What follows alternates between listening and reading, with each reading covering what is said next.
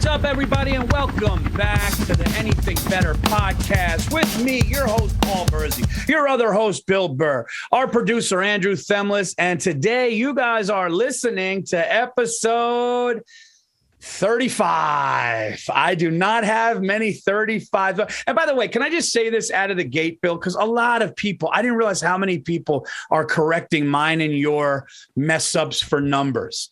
Okay. Well, Shaq was this. Kevin McHale was this. Guys, we're just saying like numbers they might have had for like a year. And sometimes we're just picking, the list.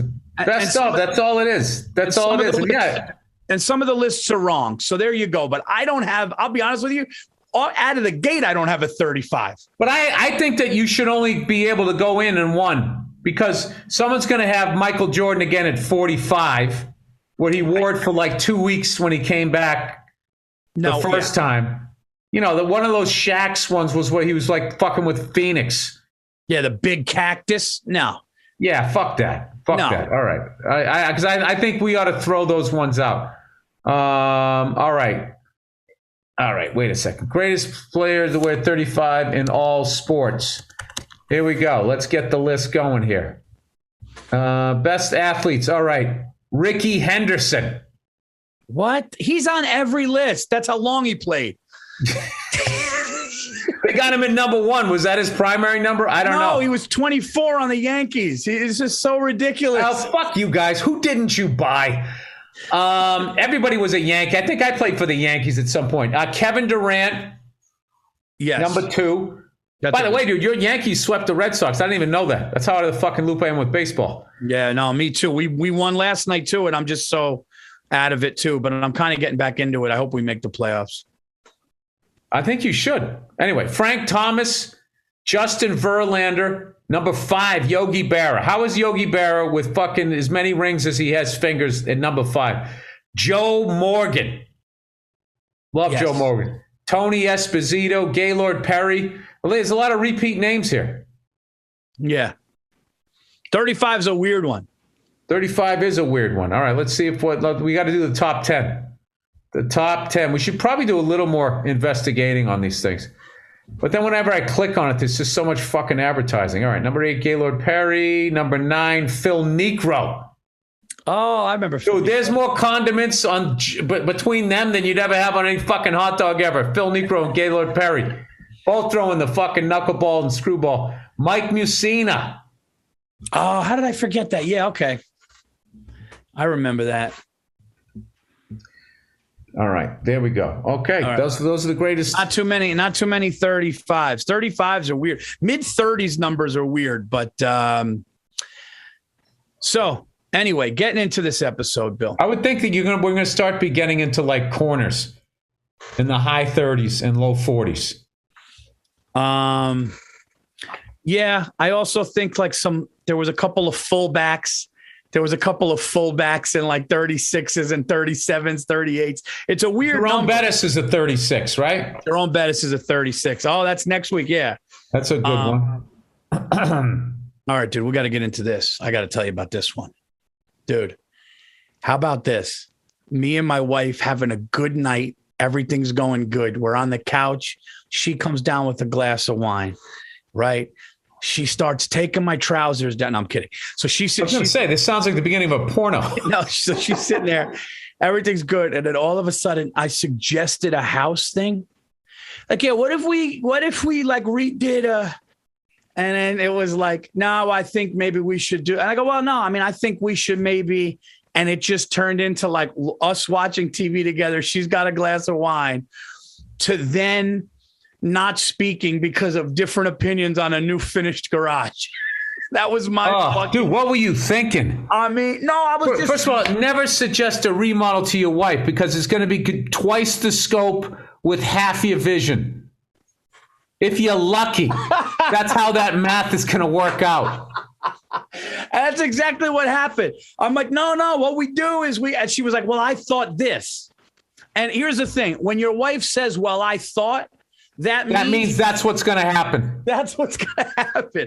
And unless you want to be fucking miserable. What you do, Paul, is when you feel they're even going to suggest that, you start talking about how you like their hair or what they're wearing. You just distract them. No, she came down and she had yoga pants on and a glass of wine. And I go, hey, cute girl, or something I said. And she put a big smile. And stupid me should have just looked at the TV and not talked about anything in the house. I got to admit, Paul, that one was on you. What are you going to? And then, I mean, here's the thing. Women could go cold silent quick. Like it happens. It happens quick. And then I tried to recoup, and it was just like, she was just like doing something else, reading something. I was like, yeah, I ruined tonight. I ruined any chance of any kind of fun. Oh, why in what world would you actually think that you have an opinion? I just want to change the garage. I'm trying to get a cave, trying to do some crazy shit in my garage. Like a man cave thing. Oh, yeah, I got high ceilings. I might throw a pool table in there, Bill.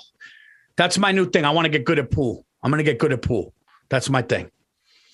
I've seen too many. I like pool. I don't know. I pool table at home, man. I feel like that thing just becomes a place to set shit down on. What are you, Minnesota Fats? You'll be in there trying to fucking minus the Minnesota around shit. Okay? For what, Paul? When's the last time you walked into a bar and even saw a fucking pool table? Dude, how nice would a pool table be with like maroon felt, like that burgundy felt with fucking nice leather pockets? Well, let me tell you something about that pool table. You can take that pool table and stick it right on the fucking curb because I ain't fucking playing it. Come on, man. Pool's nice, dude. It's a classy game. Looks beautiful. I mean, it's golf without the walking, dude. Hey, that ain't bad. After a while, I mean, how many fucking Oh, nice break. Guys, want to put a little money on this one? Come on, dude. It's all sitting there fucking walking around. Oh, everybody dude. starts acting like they're in The Hustler and fucking Tom Cruise kissing the stick. What are we doing here? No, dude, I'll have 3 or 4 buddies over. We'll do a tournament. Everybody throws in a couple honey. Okay, we'll have the game on in the background. We'll have some drinks, a little shit talking. Who knows? Maybe I get a ventilator or whatever to get rid of the smoke. We smoke sticks. Come on, man. When me and you smoked with that jazz band, when me, you, Lawhead. That's live music, Paul. I know. But we were playing against strangers. That one kid was good. We ended up winning. We hugged each other like we just won the Final Four. That was the fucking best. Dude, pool is just a game. It gets like if you play with strangers, it gets ugly really quickly. Yeah, but there's always women watching, and guys' egos are fucking way up there, and just something fucking happens where somebody's stick accidentally hits a ball. No, I'll put it back, and then it just gets fucking weird. I don't like that shit. Not into it. You don't like, in all the times I've talked to you, every time I've suggested some sort of home game, you don't like tennis court. You don't like pool tables. You don't. I don't mind a tennis court if you take the net out and we play fucking street hockey. I'll do that. All right. I get it. But no, dude, I'm also an old man, dude. I don't want to be fucking running side to side. That's why I kind of think billiards, man. You could just have a beer. You don't have to move. You walk around a table with a drink, set it down, shoot, talk. Why are you going to bring that scumbag element into your house? You're gonna turn half your house into a pool hall? No, but it's my guess. All of a sudden, Fast Eddie, what's his face, is fucking rolling his own cigarette outside your garage? Bill, Who is that, Paul? Bill, nothing. I live so far in the country, it'd be me and a deer by the end of the fucking. Nobody's coming. Nobody's coming. Close friends. You'd be surprised, Paul. You got all retired bankers. There's a lot of scumbags up where you fucking live. People who can't go back to the city. You know what's funny? I am friends with cops and firemen, and I'll be like, "Hey, Paul, what are you doing tonight?" I'm off tonight. Can't know enough cops and firemen. No, I know a bunch of. I'm good friends with a couple of cops. Yeah, great guys. Those are good people to know. Yeah, good people to know. Yeah. Especially when your pool game gets out of control, you need a couple of guys to come by and wave around pistols to get the riffraff out of the garage, or maybe put out the fire when you get too fucking hammered and you left your cigar going. Oh my God, dude, you just gave me a really bad feeling. I remember I was performing in Lake Ontario Playhouse, and these soldiers came out because it was near a base. And I started playing with this ex-soldier, and he was telling me some wild shit about the battlefield in Iraq, some shit that I won't repeat and everything like that. And we're playing, and I remember I called him Chicago because he was from Chicago, and I forgot what he called me. And we played, and we started playing $20 a game. and I beat him on the first one, but then he beat me on the next couple. And I think I owed him like $40. And I go, it got serious for us. I go, yeah, man, I gotta go to the ATM. And he goes, yeah, all right, man, let's go. I'll go with you. Like he like totally was like, go get my fucking money. And it was like, and I was like, yeah, dude, of course I would get your money, but gave me a weird feeling just when you said that. I know, over $40. Yeah, dude, I'm telling pools and ugly. All of those fucking, the amount of people that have died over a fucking pool game, poker. Forget about darts. I mean, you literally got a weapon right in your fucking hand. I'll tell you one I learned. I'm fucking with, this dude, I like going to a bar and I like chilling out. I hated going to a bar hitting on chicks. I hated fucking, you want to get in this game over here? It's like, dude, I just want to fucking get shit-faced and relax and not talk to anybody. I'm antisocial, Paul. Here's who you don't trust. I learned this. Don't trust a guy with real baggy jeans. That one, I learned that one. If a guy's got 90s must have been rough for you, Paul. No. I mean, listen, I'm not talking loose fit. I don't like anybody. No, I'm not talking loose fit.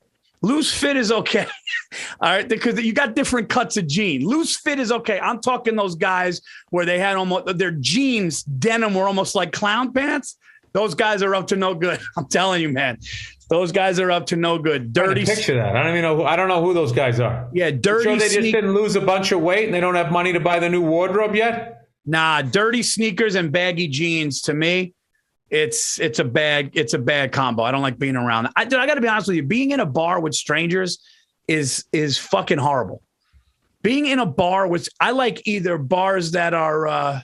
Who's that kid? He got Joe Matarese. He had a funny bit. He goes, I love going into an empty bar. And just going, I love this place. He goes, you're getting old. Listen, a bar that's empty, epic. Epic. You sit with your friend, the bartender, you're talking across the way, TV's on, epic. But when it gets to that, like every table or every booth is, filled up, everyone's sitting there, you got to squeeze in, grab a drink. Fuck that. That's a problem waiting to happen. Yeah. I'd rather be home. I have a bar. I have. Oh, do you have a bar? Whatever you need. I got booze. I got some good shit. The good shit only, by the way, let's be honest. The good shit only comes out for the friends, right, Bill? Yeah. Well, somebody's going to appreciate it. Someone's going to appreciate it. Somebody that you love, though. Like you want to share. Johnny Black and domestic cigars or legal cigars until you prove otherwise. That's perfect. So you prove otherwise, because I'm not fucking because I've done that before. Yeah. You give somebody high-end booze and they want to pour some Coke in it. You just all right. Or you give somebody, just because you want to be the nice guy, you give somebody a Cuban, a rare Cuban, and they smoke like half of it and just put it out and it's gone because it's their germs on it. Can't do it. No. Can't have it. Can't do that, Paul. I'll tell you right now, if you're going to turn half your house into a pool hall, I don't know what you're thinking. What are you going to have next? Off-track betting in your fucking No, what do you mean? What do you mean half my house? I'm going to have a sick-ass fucking man cave with a huge screen. Sick ass means half your house. No. It's going to be the focal point of the house, Paul. Paul, where are you going to be? And I'll tell you what, I'm not doing this 70-75 anymore. I'm done with that too. What's that? Done with that. 70 or 75-inch TV. I'm done with that. I'm getting the Samsung wall. It's 100 inches. It's the whole fucking wall. Top to bottom. Ceiling to floor fucking TV. I'm going to be in the NFL football game, Bill. I'm going to be standing next to Justin Herbert on Monday night as he's in the pocket. You got to watch out for that, though, Paul. Because you got something under your TV right now, right? Some sort of credenza. In the downstairs, we have one of those. Yeah, that's going to end up in the fucking garage. Yeah. That you want to redo. Redo the garage first. Yeah. Make that the showplace of your house. Then you go for the big one. Oh, you put the big TV. Paul, you should have one that takes up the whole back of the garage door. When somebody comes in, everybody leans back and you watch it go up. And it's like you're under the stadium, Paul. Wouldn't that be incredible? My uncle is a rare dude, man. He's this Italian dude from Long Island, just moved. I shouldn't say just moved, probably been 10 years now. Jesus, that's how much time goes by. But he was a lifelong Long Island guy. He'd come over and says, what's doing? That's the big thing in Long Island. What's doing? How you doing? What's doing, right? So they moved on a lake in Long Island. Okay. He told me two things. He goes, TV is every man, no TV's big enough, right? He had a Mitsubishi TV in the early 90s, Bill. It was like the first. It was like the first. Did it come with his car? Dude, it was this thick. It was this thick, and it was like 60 inches, but it's when nobody had it. He had a Chrysler. Dude, it looked 36-inch. It looked like a giant piece of furniture, but he was the first one to have. I remember those, and then they had the big speaker on the bottom. Yes, it had a big speaker on the bottom. The thing was gigantic. It was 60, and he was sitting there. This guy's really hilarious, though. He's one of those guys. They told him he had 6 months to live with cancer. This is true shit. It was in his lung and brain, and this is like '08. And they go, "You got 6 months to live." And I swear to God, he goes, "Nah." Because it's not, you don't know who you're dealing. I swear to God, he goes, I'm living. I'm going to live. And the doctor's like, no, we just, we want to make you. And then told my aunt, we're going to make him comfortable. He goes, no. I'm going to live. Dude, that was in '08. He's alive. Dude. He's got, it's like, it's spread to his brain. They got him on some medicine. It's like beating him up. But dude, he literally just goes, no. Jesus Christ. Yeah, dude. I'm telling you, man, my mom just visited. It's my mother's sister's husband. Robert, he's the best. He's hilarious. And he just goes, nah, I'm going to live. And just like the doctor was the doctor's giving that news thinking, fuck, dude, I got to give this fucking rare thing. You got, part of the job. And he was just like, nah. Ain't getting me. Hey, pick someone else. He goes, how true is that, though? A TV is never big enough because now when I see, because we have a 70 downstairs and my buddy just got an 80. And when I saw the 80, I was like, all right, I'm going to get 90. I'll get fucking 90. Why? It's 130 degrees out in the summer now, Paul. What are you going to do with that 70? You just going to throw it in a fucking lake? What's wrong with the 70? No. We have a spot for the 70. We got. What is your whole house going to look like a Best Buy? You're going to have 170 inches of flat screen TVs in there? That's 70 inch. Yeah, we'll put that in the kitchen. That's a kitchen TV. Oh, I love a nice clear picture, though. It's hilarious. I'm telling you, Bill, I'm getting old. I'm turning into an old man. The things I like and appreciate now are things that I used to laugh at when, dude, I'll tell you, dude, when you get to my age, you don't want to buy anything. That's another level of old that you get to. Oh, okay. Dude, I have not bought fucking... The only reason I bought clothes is because I'm shooting this fucking thing out in Denver. I have not bought clothes in like fucking 2 years. Just like nothing. I don't buy anything. I don't fucking want anything. Just leave me alone. Like, I don't know what happens. After a while, you're just like, what am I doing? I look at all this shit that I have in my house over the years. I was just like, God, I wish I could. The biggest thing, if I could go back and be young, is fucking don't buy anything. Keep it light. Yeah. Because the last, I don't know how many years, 6, 7 years, anybody tries to give me anything, no, I don't have any room. Thank you. I really appreciate it.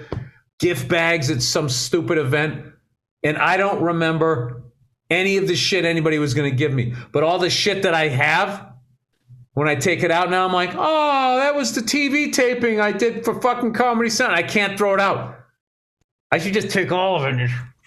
Oh, you're one of those. If you get it, you're like, you get a I can't throw it out because they're just going to throw it in the fucking ocean.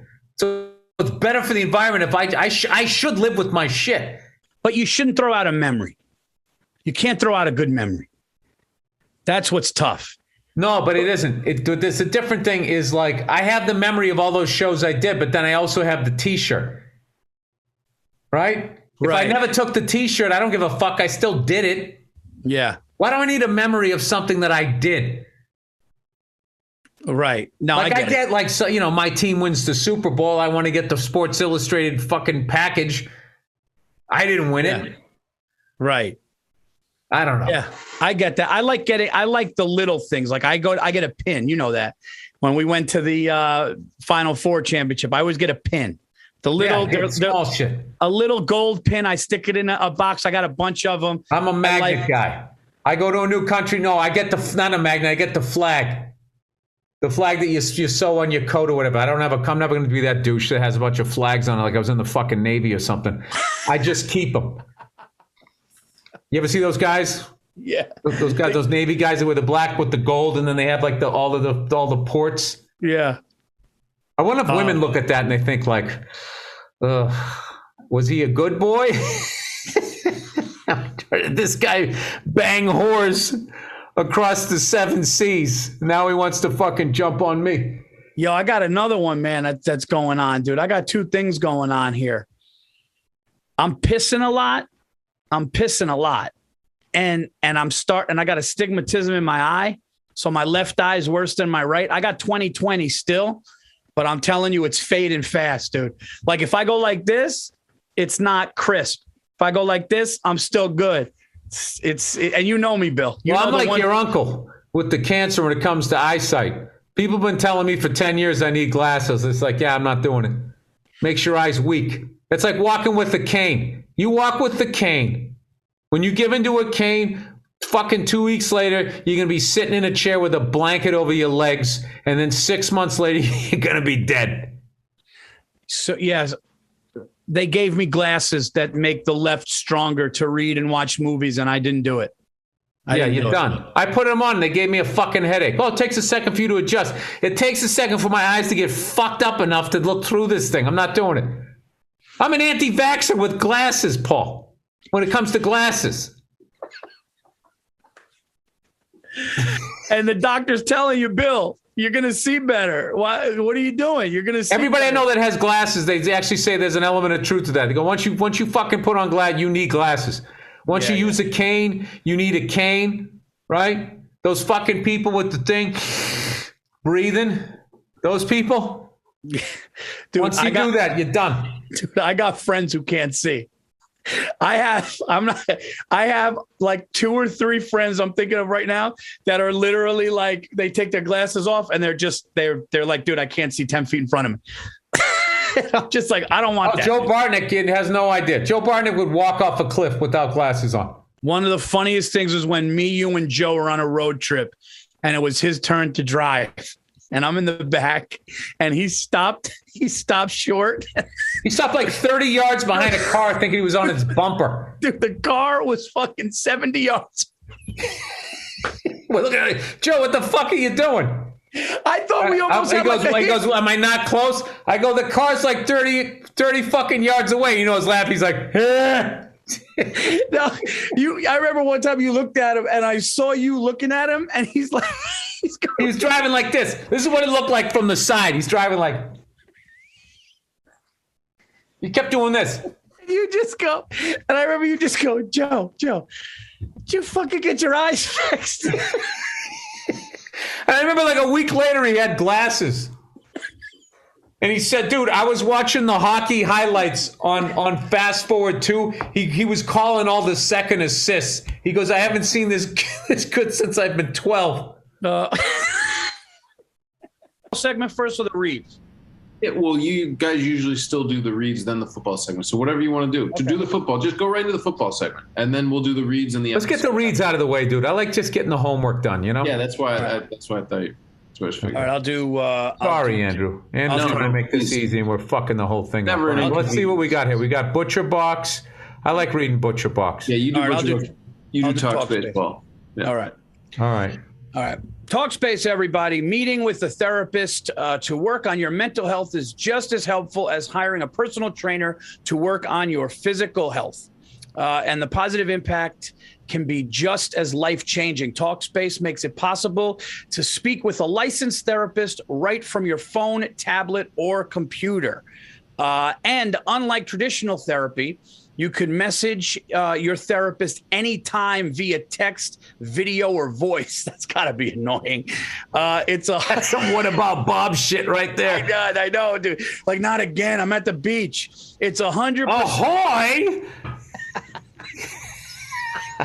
Remember that? I am sailing out on the water. Ahoy! It's 100% secure and stigma-free, the way therapy should be. At Talkspace, your privacy and security are their number one priority. The app puts you stigma-free. What do you want, you fucking lunatic? What happened to you this week? It's not going to be like that. No, not at Talkspace. The app puts you in a private room with just you and your therapist. Send messages 24/7. Don't send messages 24/7. Yeah. And get replies throughout the day. No need to wait for a weekly appointment.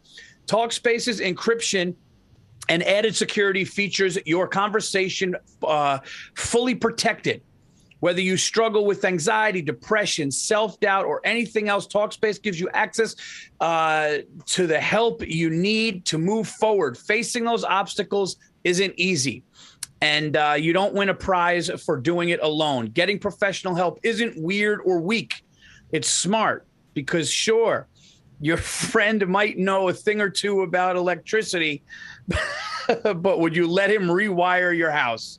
Makes sense. It's a good point. You can apply that to a lot of things. Yes. You go to the professionals, Paul.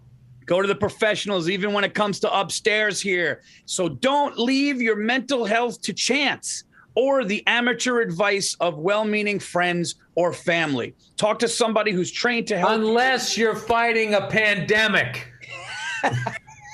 Then talk to your comedian. Talk to your friends and ignore your doctors. Talk to somebody who's trained to help you make lasting progress. Join Talkspace today and start moving forward with a single message. Just visit Talkspace.com and get $100 off your first month when you use promo code AnythingBetter at sign up. That's $100 off Talkspace.com and use promo code AnythingBetter. All right, here we go. We got Butcher Box. Oh, these guys are my favorite, Paul. I just had a Butcher Box steak last night. Some greens, protein the size of my hand, not my head. If I did it the size of my head, I'd be a fucking wildebeest. Be prepared for whatever life throws your way with high-quality meat delivered right to your door. Whenever you need a great-tasting meal you can trust, Butcher Box is in your corner. Butcher Box makes it easy. Each box has 9 to 11 pounds of meat. Easy, ladies, of your choosing. Options like 100% grass-fed and finished beef, free-range organic chicken, humanely raised pork, Paul. It gets a little chilly out. They put a little turtleneck sweater on them before they slaughter them. Wild-caught lobster tails and wild-caught Alaskan salmon. You don't know what they're going to do.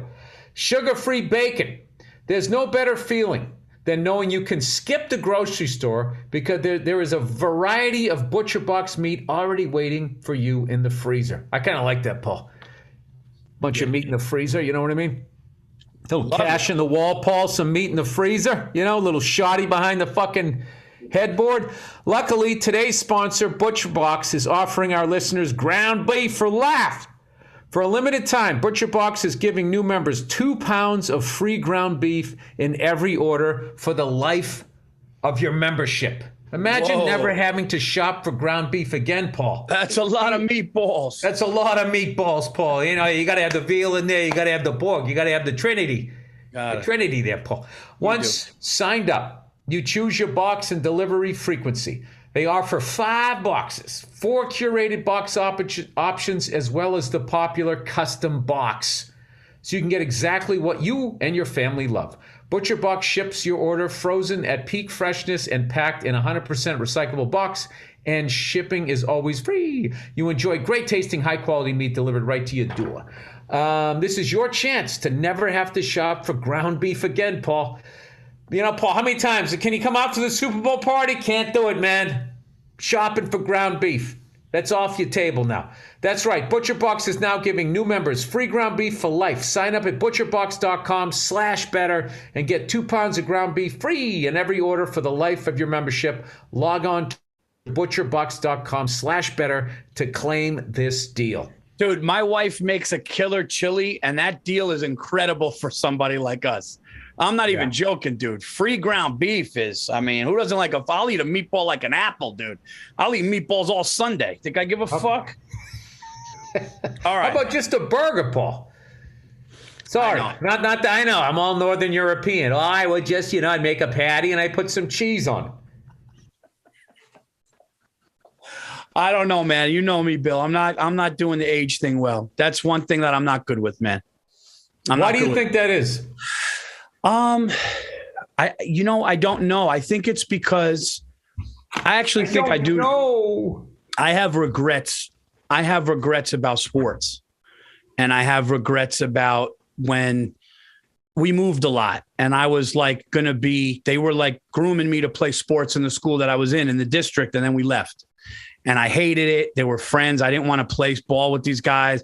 I ended up just hanging out with like popular kids and drinking and doing stupid shit. And I feel like I never got to the potential. Wow, you got me saying some heavy shit. If you were a therapist. I'm saying now I know why, in your 40s, you're telling me you're going to run a 5 flat 40. Yeah, no. I said I don't think it'll be 5 flat, but I'll get under 6. But I'd like to do a 5.5 because that's what I did when I was younger. But anyway, I think. Well, you take those chains off. I think you could break 3. I think. Get rid of all that extra weight around your neck. I think it's because I never got to play and do the sports that I wanted to do. That now that my body really can't do it. I don't like it. Like I still throw a football, and if I got pain in my arm, I still want to see if I got a little oomph left. Yeah, it's not going well, Bill. It's not going to be So this has nothing to do with fear of death, fear of what are they called? Vanity. No, I'm not afraid. I'm not really. I'm more of it's like. When it comes to like stuff like death, I'm not I don't want to suffer, but I'm not, we're all going down. We're all going down. So it's like, I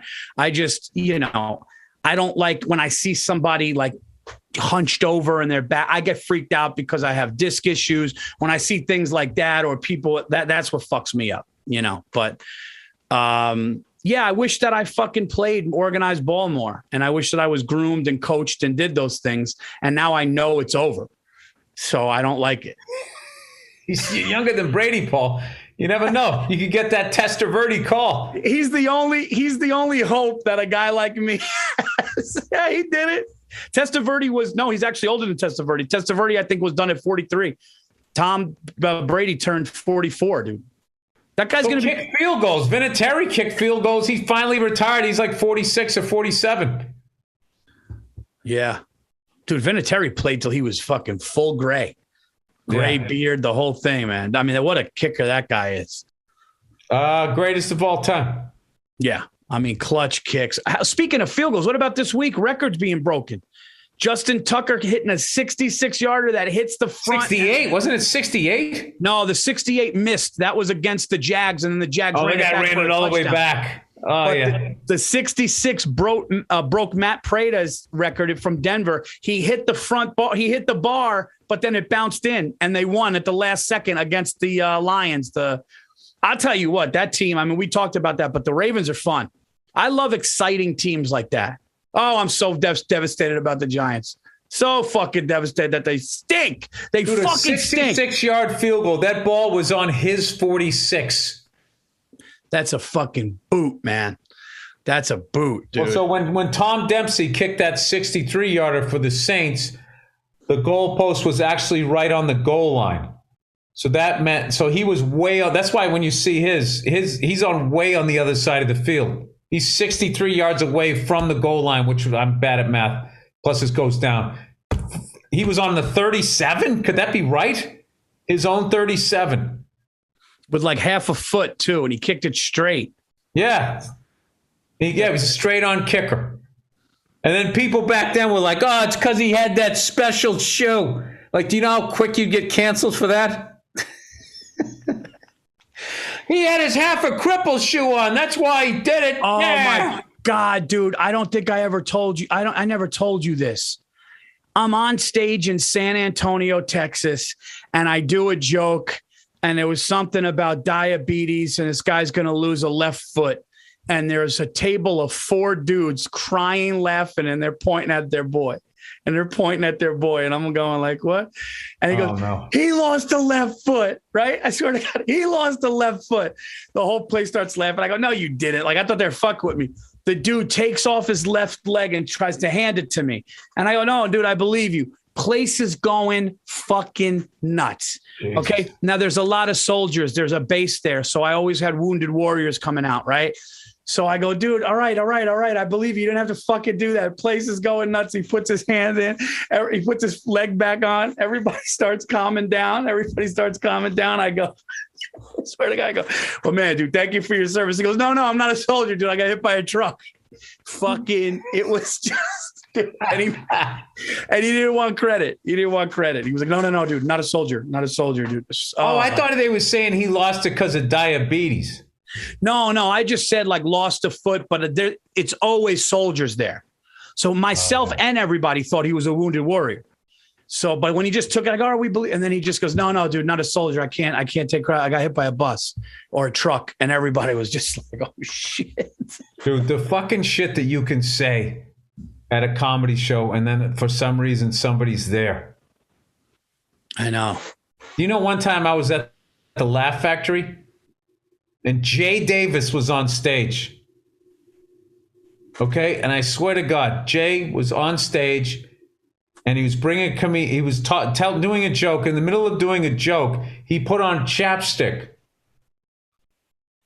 Did that. Didn't get heckled. And I was just like, I can't believe the difference between. This is back when LA crowds were just. The antithesis in New York, before New York got all woke, and I don't know what the fuck happened. Right. And so he brought up a comic, and then he brought me up. And I love Jay. I've been friends with him forever, so I was breaking his balls. I go, Jay, can I just back the show up here for about 15 minutes? Did you fucking put on chapstick in the middle of the joke? And they all started laughing. And I'm like, and you guys didn't even heckle him? Jay was laughing, I was laughing. And I was like, what are you, fucking... Kaelin or what, something like that, right? So then I fucking get off stage. And he was pissed. No. Oh. I'm in the back of the Laugh Factory and the guy goes, it's Kato. It was fucking Kaelin from fucking the OJ trial. What? Yeah. And then I'm shooting the shit with him and being cool. I actually ran into him in the valley a couple weeks back. I was having a sandwich. He came walking out. You randomly said Kaelin, and he happened to be there? I said Kalo. I fucked it up because I didn't watch the trial. And he said it's Kato. And I was just like, oh, shit. Like, you're that fucking guy. Did he do it? Yeah, they went to McDonald's together. Did he do it? That's how. I remember one time I'm not going to say the musician's name because I feel really bad for him.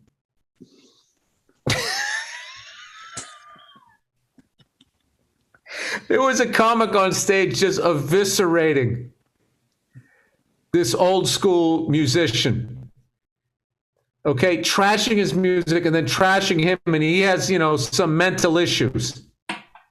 And I'll never forget, I was walking and hearing the bit, and then as I turned, I saw him, and he was like this look on his face, walking out, like...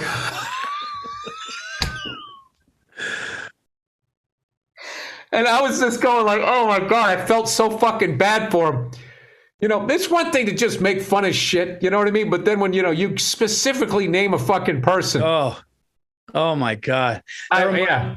Do you remember that Key and Peele, where Keegan-Michael Key in the sketch, he's a comic. He goes, all right, guys. He starts roasting everybody.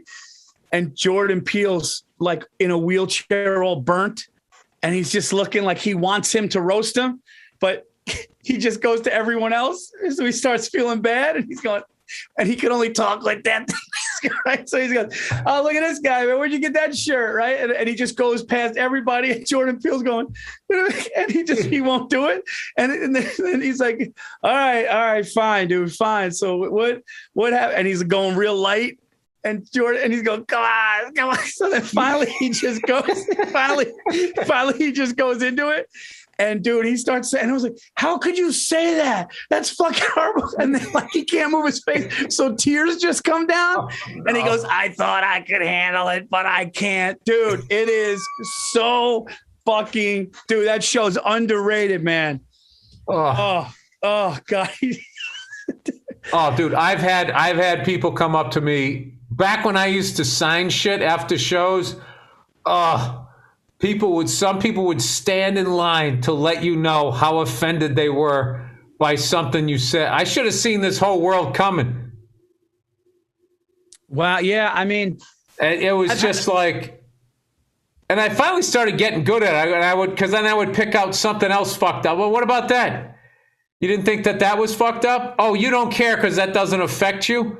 yeah. And a lot of times it was like, I remember this fucking lady was like, I was first working out that pit bull rescue dog bit. And I was in Atlanta at the old Punchline. And this woman ended up coming up to me. You know, typical fucking, you know, white lady who lives in the suburbs, not really doing shit with their life. So this was like her one thing that she latched on. This like literally rescuing animals. It was her identity. Right. You know what I mean? So I did the whole bit. So she comes up and she starts giving me shit. And I was like, well, you know, if you listen to the bit, you know, I kept the dog. So I don't know what you're upset about. And then she actually took out her business card. She goes, I'm going to report you. And just to let you know, I'm actually a card-carrying member of PETA. And I said, wow, how many schools was that? How many years of school did you have to go to get that? I go, I can sign up for that on my phone before you get to your card. And then we're equals. She said it to me, Paul, like she went to Yale. Yeah. Yeah. Like she was a certified astronaut. Yeah, it's like, what are they going to have a fucking problem with? Yeah, it's just like, yeah, don't. You know what bit I'm surprised no black stand-up comic ever did? Or a Latino comic? Never made fun of like fucking white people that rescued the pit bulls after they were done with them. Like the pit bulls from their neighborhood. And then you get them and you got to figure out like what fucking triggers them and shit. Yeah, I never understood why. I figured with all that Mike Vick dogfight and shit, because remember when that came out and everything, there was this whole thing like, no, that's like, it's a cultural thing and blah, blah, blah, blah, blah. And then white people are like, how could you do that? As we like oppress actual human beings. And the whole thing was fucking hilarious.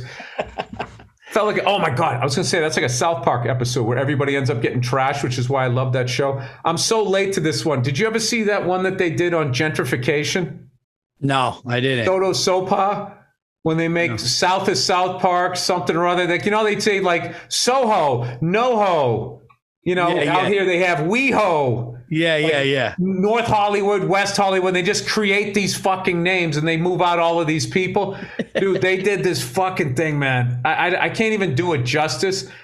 I watched two hilarious things with my wife this week. Great, like, you know, bring the relationship, you know, because she's tired or whatever, right? Is fucking, we watched that episode of South Park and they get away with all of this shit. My wife was just dying laughing. Like there was a guy in a Chinese restaurant. The guy who runs the Chinese restaurant. It was great. Chinese guy, and he's fucking smoking a cigarette and he's flipping the ashes into the cup.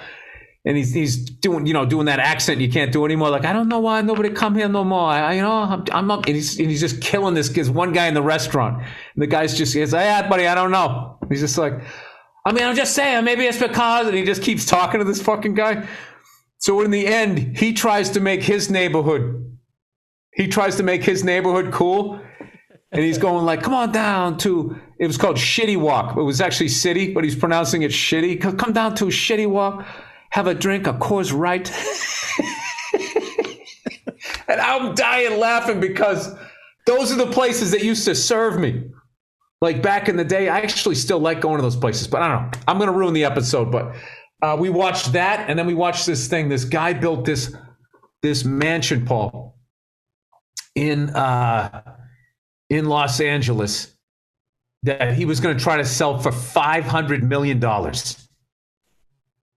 You have to see this thing. He started building it in 2014. Ever since I learned how to fly, we've been flying over this thing. And dude, I'm telling you, at the top of Bel Air, and we used to fly over. And when they were building this thing, dude, it looked like a Ford dealership. There was like 100 pickup trucks there. Who would live there? And Paul, and it's also one of those big white boxes, the open floor plan, that whole thing that got played out. It was like when Guns N' Roses, Axl was making Chinese Democracy. and he was taking so long that music changed like 3 times. So we had to keep updating it. Like the house, like the housing market, everything changed. So this fucking guy, he's built this house and now they can't sell it. Yeah, who's gonna buy? Like 8 people could afford that. Paul, you have to see this house. 88 bathrooms. That's nuts. Paul, it has 7 pools. Like the master bedroom has a pool that overlooks another pool, and there's a full kitchen in the master bedroom. That's like a resort in Hawaii. Paul, there's a nightclub. It's the actual size of a nightclub. There's a movie theater. It's the actual size of a movie theater.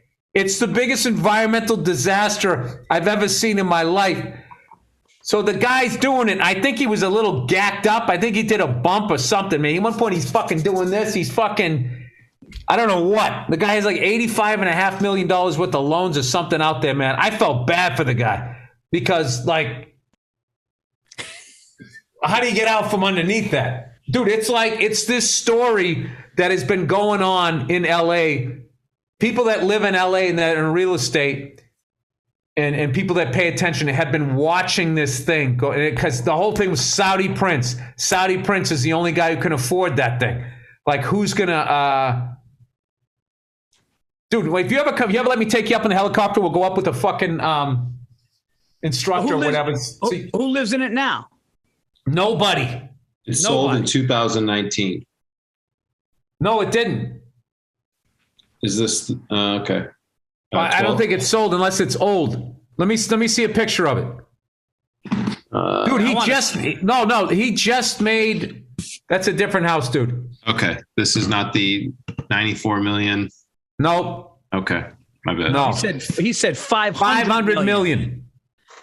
Dude, $500 million. $500 million. Paul, it had a 50-car garage.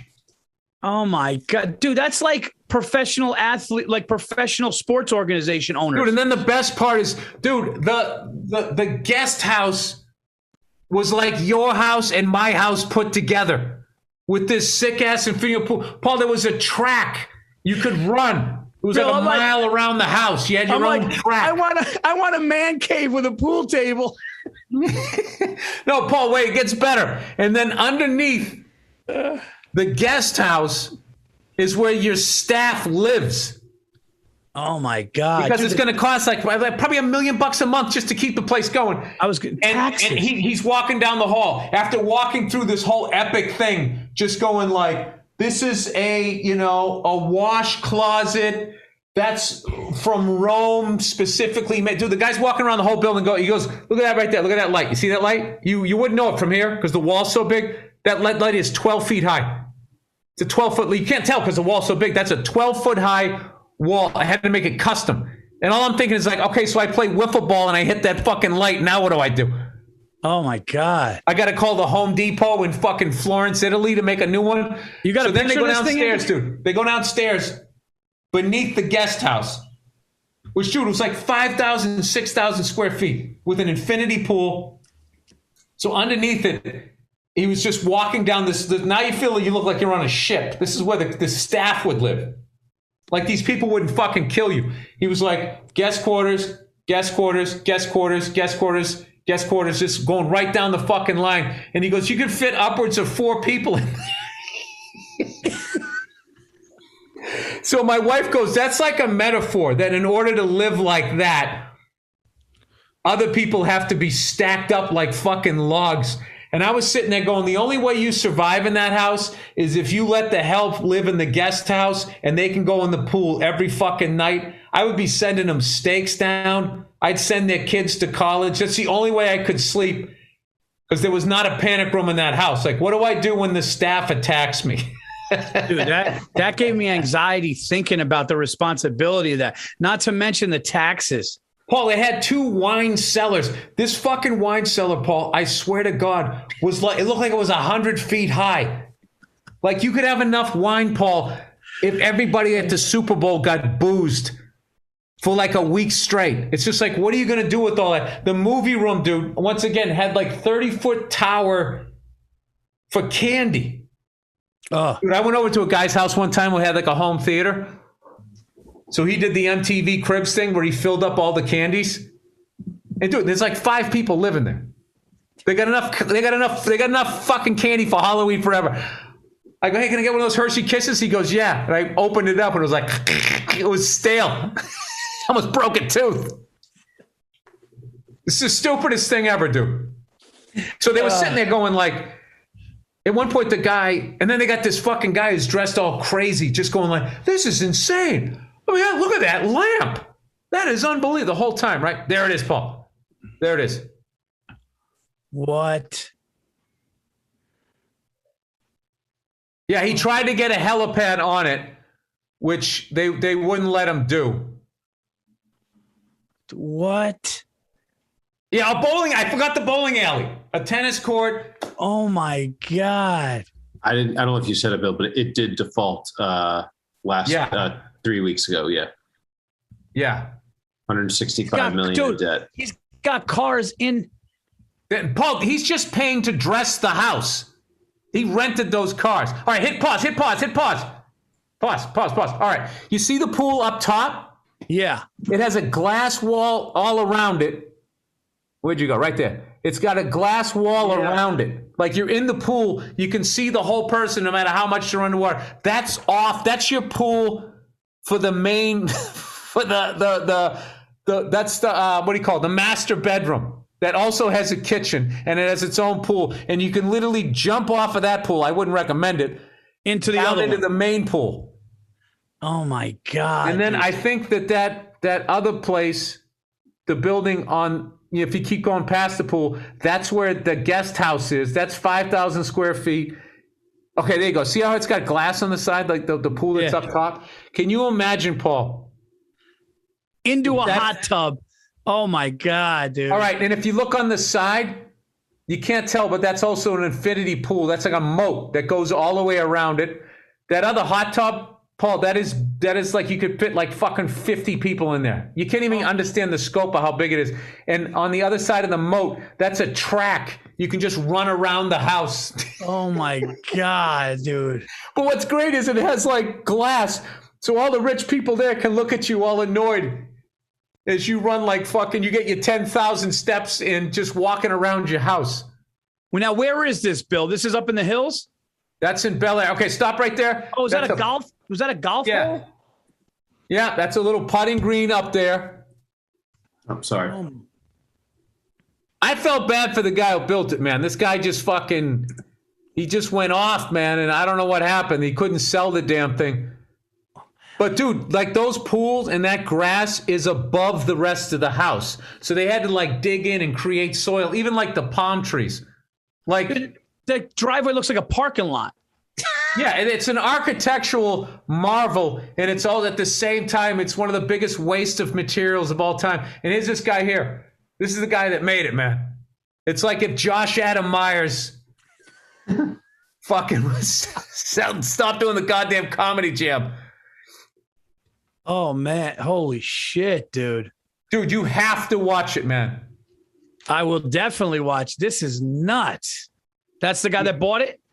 Yeah, it's becoming this huge like soap opera now because now I think super rich people are just sitting there going like, this thing is now going to go for like so much less money. What can I get it for? And the guys that loan the money out just want to get their money back. So, but they were even like suggesting like this property is so fucking big and ridiculous. Like at one point to save it where you could kind of keep it was, I guess he was suggesting that they just rent it out for like parties, like something with like a Netflix thing. I don't know what, Paul.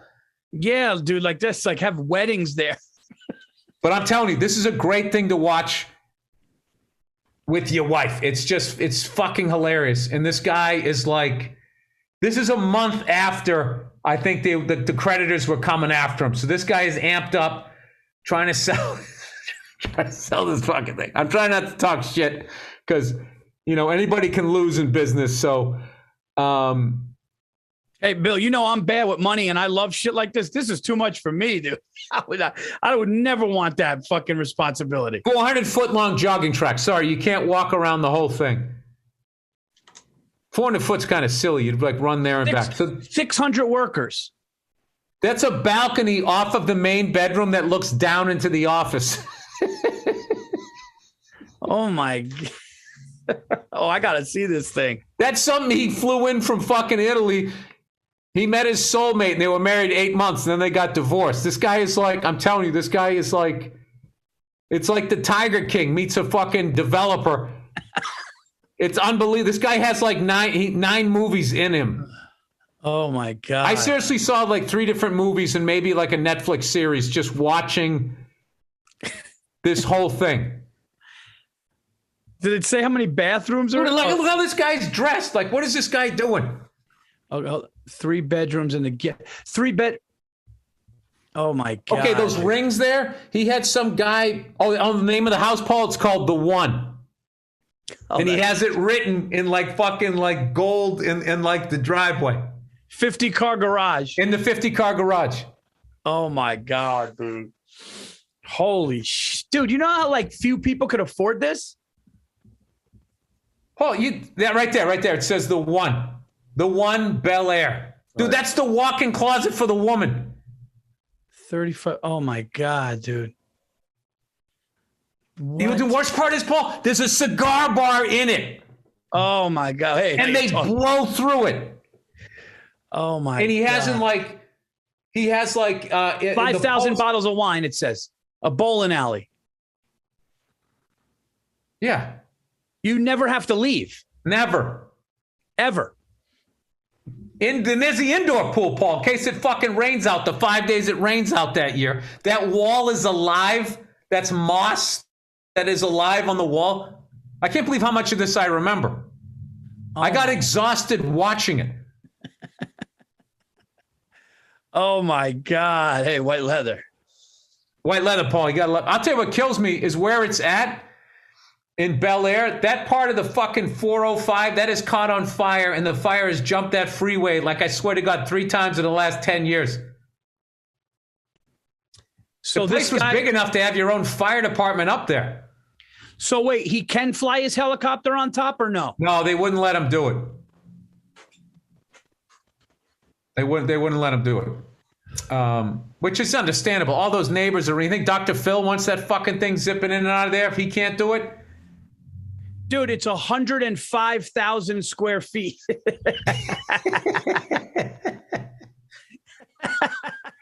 That's a lot of throw rugs, Paul.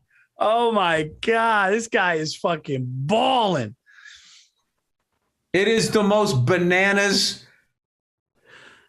That is nuts, place man. I've ever fucking seen. And they said it was big enough, Paul, that you could have 2,000 guests just in the nightclub. I think that's a little high, but I'm like, where are they going to park? Here's how crazy that is. Bill, if you have $2 billion, you can't afford that.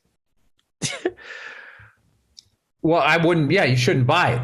That's what I'm saying. I mean, you could get it, but I mean, it'd be all of your money. It would be all of your money, taxes, everything that goes into it, yearly upkeep on that. Not to mention the cars. Dude, that's like, yeah, that's like Saudi Prince or like fucking. Dude, and you just hire a landscaper that is just a lifetime contract. You only work here. You never leave. Yeah.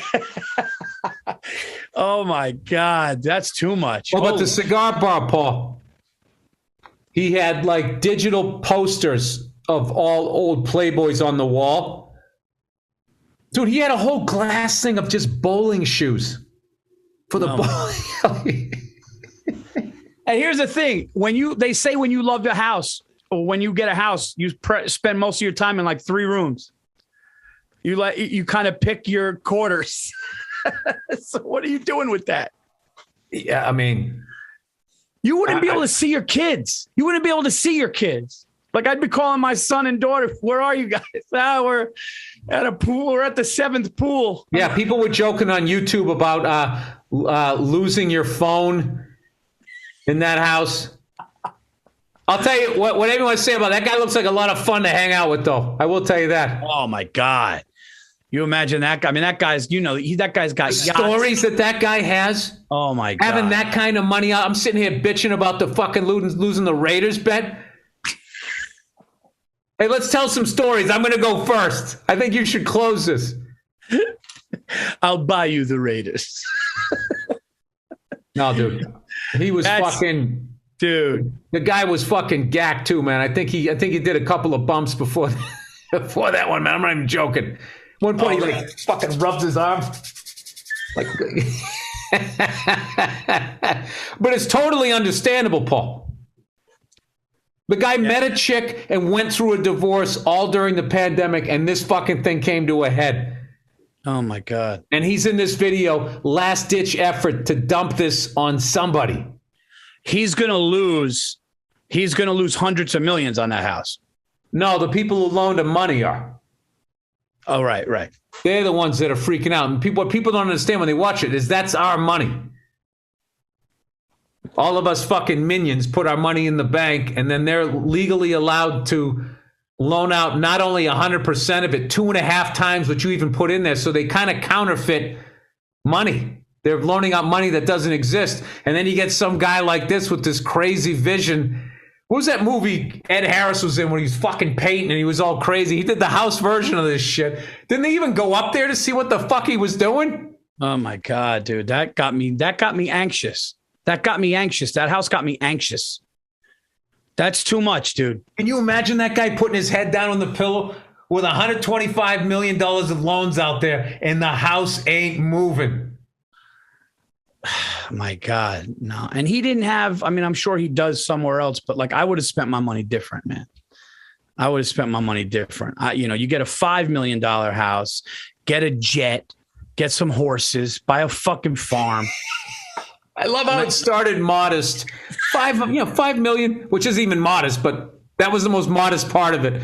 And then everything else is how you go broke. Flying private, horses. A yacht. Dude, 500. Well, I worry that you might have to make it twice. There's guys like you in show business, man. They have their first million. There's a couple. You ever hear Chris Rock talking about behind the red Corvette when he was on SNL? What did he do with his first money? Yeah. And then he fucking smartened up real quick. Yeah. Yeah, it's they say the car is one of the dumbest one, the first one. Like people go big cars, like they get a little money. Because somebody thinks if they get $1 million, they could afford a Ferrari, but it's kind of like, yeah, I mean you can. $1 million is about $425,000 when you're done with it. In California. It's criminal, dude. Yeah, you're gonna have to pay. You got to pay the fucking people that are trying to help you pay as little taxes as possible. Dude, and then once the government takes their 50 or whatever's left, it's going to be about 425. And now you need to go fucking, furnish your house. So what are you really left with? And you went out and bought a Ferrari.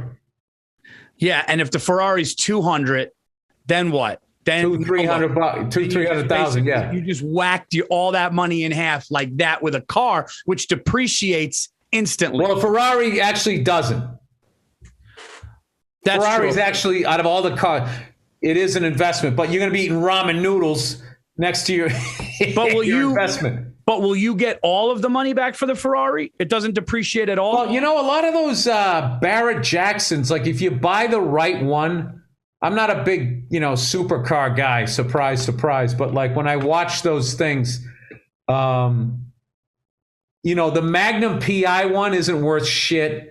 There's a few of them that just aren't popular, but like, ones with low miles, that Spider one, I always see that one come up, still goes for like those Ford, that, what's that, the 24 hours of Le Mans, that Ford, that one. Oh, yeah. They're not it's not the Shelby, is it? For some reason I'm thinking the Mustang Mach 1. I don't know. It's the Ford, what is that car called, Andrew? The mid-engine one, that one fucking Le Mans. They made a movie about it. Yeah, Ford GT. Isn't that what it's called, the Ford GT? Dude, I forget what the fuck it's called. I have somebody close to me that went on a rant yesterday And Bill, you would have fucking laughed. He was talking about all the taxes they're taking, and he just fucking lost it. He goes, if you fucking, let me tell you something. I was just listening, and he goes, I want to find somebody. This is what he said. He goes, I want to find somebody who went to jail for tax evasion. I want to find somebody that went to jail for tax evasion, and I want to shake their fucking hand because these fucking criminals have no fucking right to take it. You should tax evade. Fuck, dude. He just went. I was thinking to myself, how much money? I know, and that's probably the same guy who didn't want to vote for Bernie Sanders because he wanted to fucking reset the thing, during the big fucking bullshit they did in 2008. He was like, let him fail and we'll fucking start over again. And everybody's like, you commie socialist and blah, blah, blah. And inflation keeps going. I don't want to get into this because Andrew actually knows what he's talking about. And I'm just talking shit. Andrew will scare the shit out of you. Well, no, all I'm saying is the fact what you just said, that if somebody got handed $1 million check that they grossed, and they're getting under half of that is fucking incredibly gross. It's criminal, dude. It's the Ford GT40. Okay, there, Ford GT40. You thought I was going to come up with bad news and tell you that 40% of every dollar in circulation was printed this year, but I didn't say that. Yeah. I just said it was the Ford GT40. Yeah, dude. I got a bunch of I have a bunch of stand-up dates next year. My biggest tour I'm ever going to do, and like. You're going to be lucky if I buy a shirt. I am not doing this shit to have to keep doing it. I'm doing this shit because I'm going to enjoy it, Paul. I swear you have no idea how much I just want to be an old man sitting on the back porch and people going, hey, didn't you used to do stuff? Yes, I did. And now it's your turn, Sonny. You go do the stuff. No, dude, I've done enough stuff. I'm right with you, man. Make sure the family's good. Sit and now just fucking watch surfers. Dude, my daughter came downstairs today, right? The magical age that they're at. She came downstairs today. She heard me making a smoothie at 5:15 in the morning. She comes downstairs and she's like, hey, Dad. I was like, hey, buddy, what are you doing up? And she just goes, Dad, I want to tell you something. Dad, I want to tell you something. She always says everything like 5 times. And I go, what's that, buddy? She's like, I don't like when you leave. It's like, oh, God. Oh, my God. Like, I don't like when I leave either, buddy. But, I'm going to be back really soon. And I always tell her, I go, this is how we get more Fruit Loops. I mean, I have to go to work. When I come back, we'll go swimming, we'll ride bikes and all. So I don't want to I'm getting a bunch of shit off the table here. Shooting my special, F is for Family is wrapped up. And I'm taking my check ride for my instrument rating in my helicopter. And then it's just like tumbleweeds other than my stand-up dates. And I'm kind of like, yeah, I'll just do that. I'm just going to fucking I want to stay at home with them when they're until once I see them start being like, Dad, you're cramping my style or whatever the fuck they'll say when they get to their age. Then I'll be like, all right, they need a little more space, but the greatest thing about the pandemic is I realized how much I like being home with my family and all of that shit. And I kind of got really on the same page with my wife about a lot of that stuff about the disease of more. Every time, you get a house, then you fill it up with shit, and then you think you need a bigger house. And it's like, no, why don't we get rid of some shit? And then that's what we did. Why don't we just fucking stay here? The fuck is wrong with this place? Stay here. Oh, well, I'd really like to have something like this. Well, we'll go rent one of those for a weekend and we'll enjoy it. And then we'll leave it. Yeah. Rent that $500 million. Let somebody else pay the fucking taxes on it. No, man. This one guy said something and I don't do this. And I would say I'm the best out of all of my friends at it. I'm the best at it. You know what I don't do? When I'm out, this guy goes, if you're out with somebody and you look at your phone, if you're out to dinner with somebody and you look at your phone, if you're out with your family and you're looking at your phone, you're like my daughter. You say everything 5 times. It's said that like 9 times. It's incredible. Maybe you got it in my head. It's incredibly disrespectful, A. And B, it's the guy was saying how much of an addiction it is that you're so fucking self-involved with your shit Not you. I'm saying you're so people are so Dude, I'm totally addicted to my phone. And they're just looking at their phone, and they're literally a steak in front of them with good company and a glass of wine.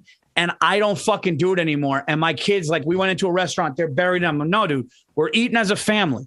Put the fucking phone down. You're going to watch that dumb shit all night. I know. We're on a fucking, you're talking to somebody that's right in front of you, man. And you know what I've been doing lately is I try to leave it upstairs. Yeah. And then I'll be downstairs, and like I have no idea how much like I fact check. I go on the internet, I just look up information and presume it's facts that I do when I watch TV. Like I watch The Untouchables, that TV series. I'm just sort of binge watching that thing. It's just fun. Robert Stack and all of those guys, and I always try to see, like, you know, if the people are still alive, what their career looked like. And there's so many just incredible actors. Dude, I saw this guy, but I mean, I spent all that time on the phone, and sometimes I miss in the episode and I got to like rewind it and shit. So I try to like watch those episodes now without my phone, or else I will literally be that guy. But dude, there was a guy this week in the episode I watched. The guy's name's Timothy Carey. And he gave the wildest performance. He was this hitman for the mobster, and his thing was he liked fire and he liked burning people. And the guy, the way he was talking, he sounded like he was drunk, and he was making all these crazy faces, but he looked legitimately like fucked up. And I looked this guy up, Timothy Carey, and it said he specialized in playing maniacs. Wow. How great is that?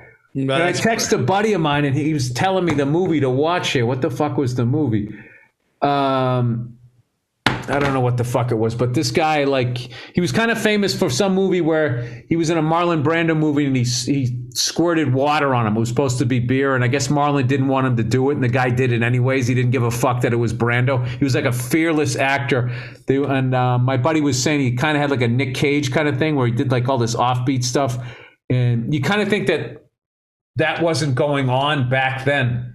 And it was. There was a lot of really, really great actors back then that were making these big, like, choices that just take balls.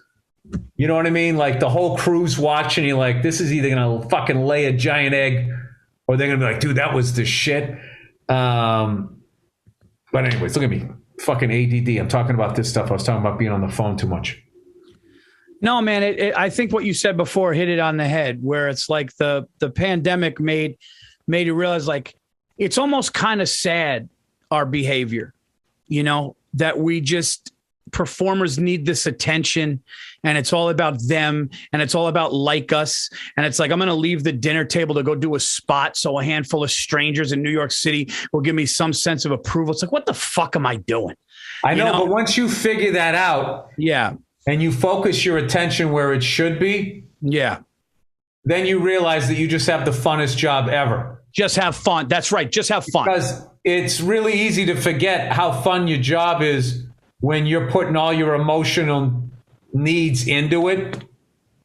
You know, when like, no matter how much the crowd gives you, they're all going home and they're leaving. And then you can do the sad thing, hang out with a few of them, and go to the bar and sit there and drink. And then in the end, they're going home and you're just sitting there. Yeah. No, that's true, man.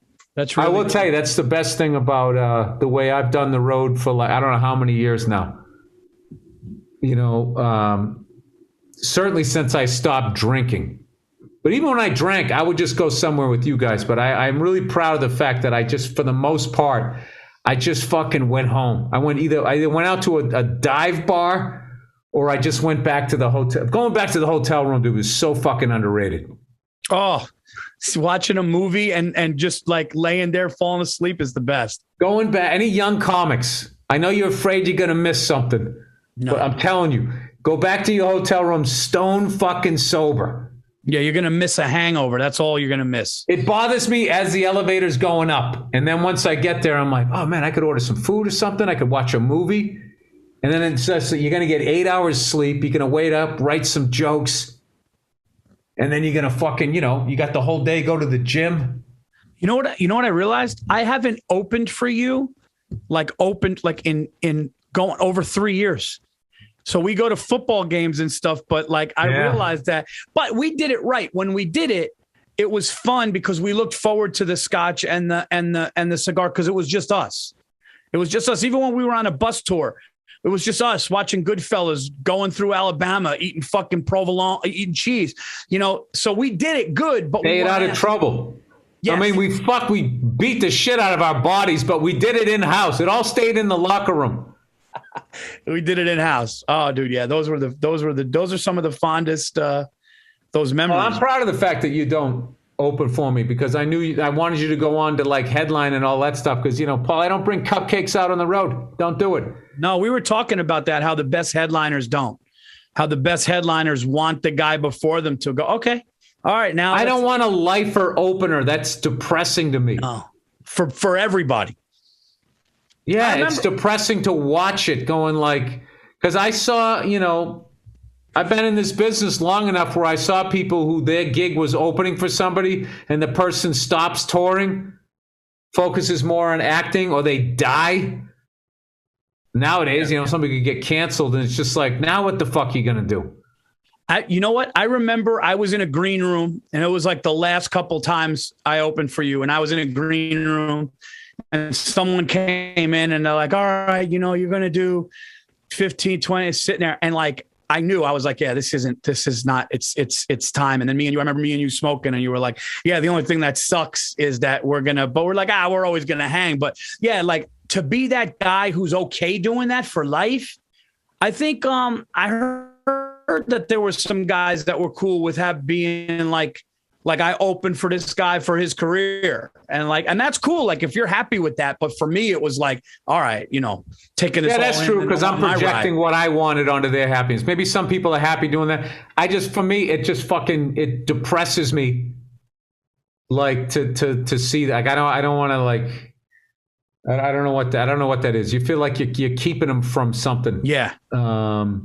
Yeah, you don't want to. It's like, no, dude, this is what you're supposed to do. Like, and then, you know, but we always keep it in house, have a good time. Hey, we're always going to a game. We're always doing some shit. We're always hanging. Dude, I remember opening for Charlie Murphy, rest his soul. It was me, him, and Donnell Rawlings, who, by the way, I had to go on after at the Laugh Factory after he fucking murdered, doing some of the best shit I've ever seen him do. If you get a chance to see him, man, he's fucking killing it. And I was out on the road with those guys, and I just knew, you know, I got to a certain point. It was like, I got to go back. I went out from October until the end of February, and we went out every single fucking weekend. And I've never been so burned out. I never wrote less, and at one point I was just like, I just had to make the call. I remember I got the HBO half hour. I was like, I need to go out and get my half hour together. And the first headlining gig I did, and I'd been headlining for years. That was 04, 05. So I'd been headlining on the road since like 95, 96 probably. So I could do 45, 50, no problem. When I got off that tour, dude, I was struggling to do 45 because I'd been doing 20, 25 just for like 5 months. I was that rusty. And I was down in Miami. Remember the Improv? Like, oh, white comics don't do well down here. There's more Latino market. And it was that weird one. It had a great green room because it was right behind the stage. It was that weird thing where it was that weird shaped room. Remember, like the back of the room was like 5 feet away. It was like a swimming pool shaped room. Really bizarre. And that was like a big life lesson where I was just like, oh, wow, that's how quickly... It's like your act like atrophies. Like, you know, if you don't stretch and do the whole range of motion, all of a sudden you get frozen shoulder. I had the stand-up act version of that. Dude, speaking of which, Paul, I got a show here tonight and I got to get ready for Red Rocks. So I got to make sure. Oh, you're in Denver? I'm in St. Louis right now. By the time this comes out, I'll be... St. Louis Cardinals are 17 straight, one of the biggest streaks they've ever had. The St. Louis Cardinals baseball team won 17 straight games. Wow. Yeah, I think in August, they had a point, like their percentage to go to the playoffs was 2. Right now they clinched. They won 7. Dude, for a baseball team to win 17 straight, that's the equivalent, I think, of a basketball team almost winning 30 straight. Wait, they were completely out of it, and now they just like. I think August 8th, they had a 2% chance to make the playoffs, and then they just fucking ran 17 straight. Did they make a move or anything? No, I think they just said pitching got hot. You know, baseball, starting pitching, timely hits and shit like that. But dude, look at the Red Sox and Yankees. You guys couldn't beat us, and then all of a sudden we couldn't win, you couldn't lose. Dude, we got hot, you guys got cold, and then you guys just swept us. We won 13 straight, most since 85, and then lost 11 out of 13. It's like this whole year is just like a streaky year. But yeah, man, what you said, after I dumped that special, I went to the stand and I went on stage and I just like, I had nothing and it was behind me and it was like out of me. And yeah. I'm like, and I was just going and I'm like, oh, did I just miss a tag? Because it was done. It was just like But anyway, guys, thank you guys so much for listening to the Anything Better podcast. There's been another, come on, guys, you know what the show is. The best fucking podcast out there, episode 35. And keep liking, keep subscribing. Get it anywhere you get your podcast, Spotify, iTunes, all those places where you get your podcast. Please leave reviews. Houston, Texas, I'm coming to the Improv October 15th through the 17th. And the Wilbur Kid, what is it? The Wilbur Kid. How do you say it?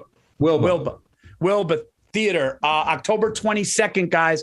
Tickets are going. I want to sell that thing out. So get tickets to that. And yeah, man, see Bill anywhere Bill is. Check out the Virzi Effect, the Monday Morning Podcast. Andrew, am I forgetting anything else? Make sure I got Atlanta coming up. Ooh, ATL. A little Johnny's Hideaway. Yeah. I'm hoping to get on the podcast. Miss Pat, I was supposed to interview her on Monday of this weekend. My fucking cold I caught from my daughter brought this cold home from school, and then I was worried it was COVID, so I had to get tested or whatever. Yeah. But you got to watch her show, dude. Yeah, no, she's great, and but the show is so great. They somehow like someone who like is as raw as the way she works and is doing a sitcom back in the day was like the kiss of death. And like they somehow totally just kept her voice. That's a fucking great show, man. That's fucking awesome. That's really awesome. Great show. So I'm hoping when I'm down there, she'll be that way. And or whatever. That's an upcoming guest that I'm sort of pre-hyping that for the Monday Morning Podcast at some point. That's going to happen. And there you go. You guys will hear our picks on our Week 4 NFL preview, so enjoy that. And that's on it. On the Thursday afternoon podcast, they'll hear that. That's it. We will see you guys next week. Take care.